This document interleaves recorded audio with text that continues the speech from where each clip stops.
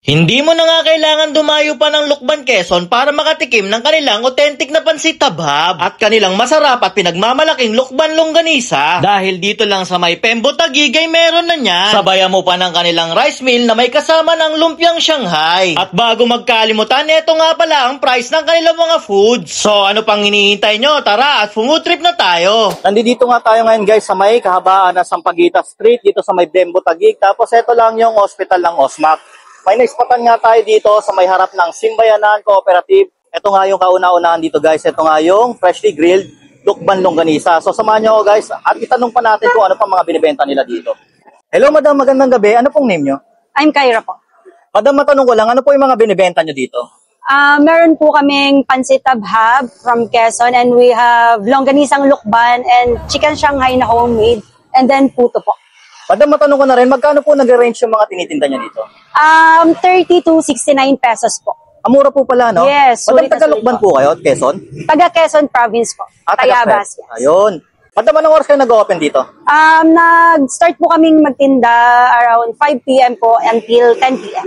Yun guys, nandito nga tayo ngayon sa may Sampaguita Street, dito sa may Pembo Taguig. At may naispatan nga tayo ditong food tripan. Ito na naman guys, pansit habab. At ang maganda dito, meron din tong longganisang lukban. Yan. Bale, 60 pesos lang yan.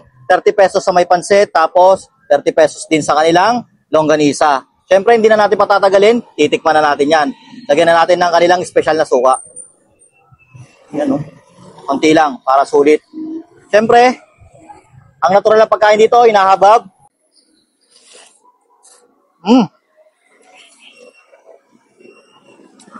Ang sarap, guys. Ito palang pansit nila, talagang sulit na. At ang maganda dito, kasi yung nagluluto nito, galing pa talaga sa may Quezon. Tubong Quezon pa talaga.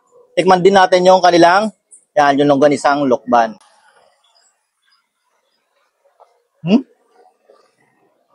Sarap ng ano niya, ng lasa niya, no? Hindi ito yung unang beses natin nakatikim, pero talagang yung longganisa ng, Quezon, panalo talaga. Tama yung alat, lasang-lasa mo yung pepper niya. Tapos, ang maganda dito kasi grilled siya, crunchy yung kanyang texture, no? Tignan natin. Isa pa, pansit. Ang bisa. Panalo.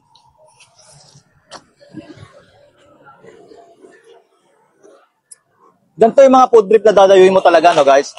At ang maganda dito, hindi mo na kailangan dumayo pa ng Lukban dahil dito lang sa may Pembo Taguig, ay matitikman mo na yan.